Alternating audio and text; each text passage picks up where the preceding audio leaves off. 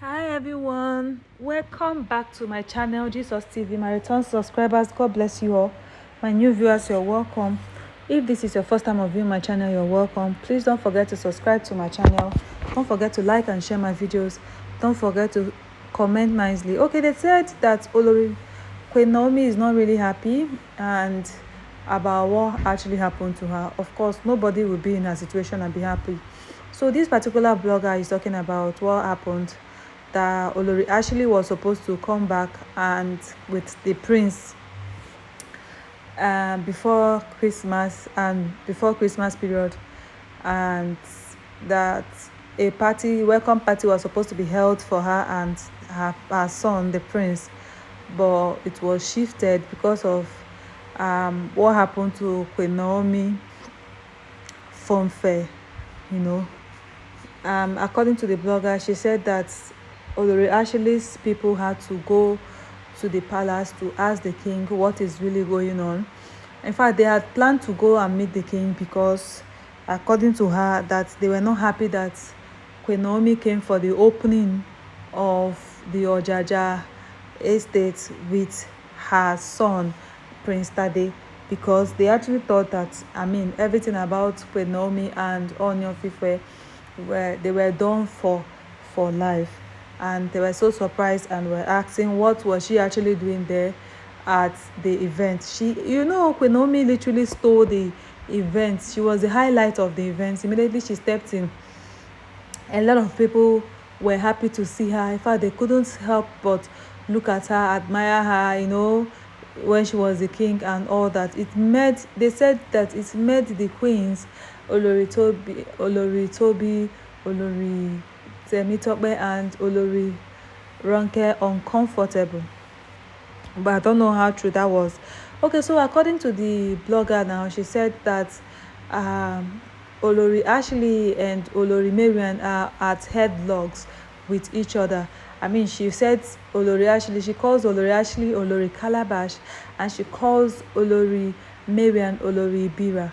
Now only she Ibi, now only she Sabi where she got those names from. Anyways, Olori Ashley is always the one performing the rituals.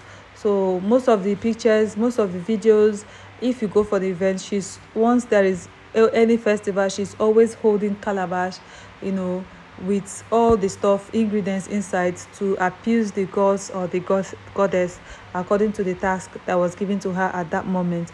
So I guess that is where the name came from. Then the Ibi, Olorimarian's nickname Ibi, comes from her being from a tribe called Ibira. So she now shortened it Olori Ibi. So people are really funny though. So they are saying that she's at headlocks with each other, and she started afresh to tell the story of what actually happened to Queen Naomi in the palace when she was in the palace. Okay, knowing that, in case you've not heard the story, this is how she said it happened. She said, Queen Naomi, being a Christian, married to a traditionalist, the king Ooni of Ife, there are certain rituals that that she needs to be carrying out as the queen in the palace, but which was actually against her belief as a child of God.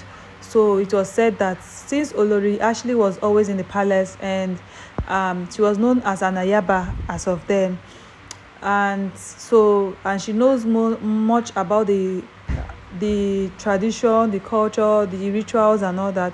So Queen Naomi now said to the king, let Olori Ashley continue with all those things. And she was also the one that showed Queen Naomi around the palace and things she's supposed to know, how she was one in charge of everything that concerns Queen Naomi. Like anything that Queen Naomi wants to do in the palace and she doesn't know, she should always ask Olori Ashley. They were literally good friends until, according to the blogger, Queen Naomi's mother noticed some things with Olori Ashley, and they started having issues. She was always quarreling with Olori Ashley, and she noticed that Olori Ashley was not just there for the rituals or to help Queen Naomi. She was also there because she's having something with the king.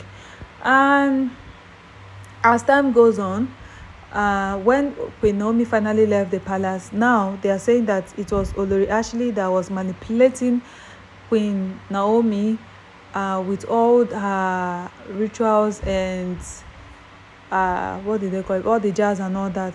So that was why Queen Naomi left, and she just didn't leave. She, knowing that the implications of what she was about to do, wrote on social media to disassociate herself from the throne, from the palace, from the king, knowing how that could actually break the king and all that, and the kingdom.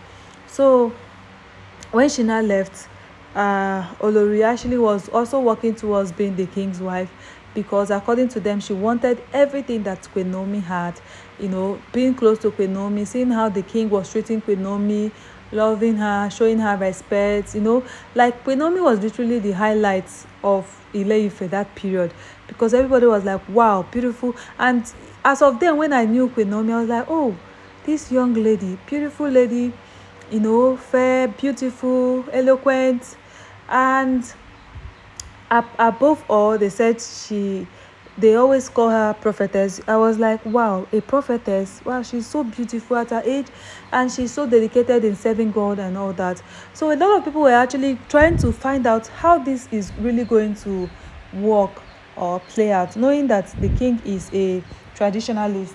So how was it going to work out with the king and Queen Naomi? So they said immediately when Naomi left, we all know the rest of the story. So Olori actually was expecting to be the only one to be married to the king. And well, the king picked every other person. It was remaining Olori actually. People had to go to meet the king, and like, all this while you've kept our daughter in the palace and she's been doing a lot for you. So why didn't you pick her and all that? You have to marry her and all that.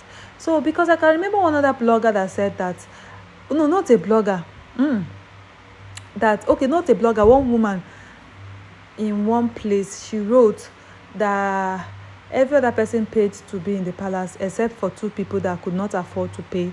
They were married, the king married them out of okay, they've been with me for a very long time, I want to marry them. But every other person paid through their nose to be with the king, according to them.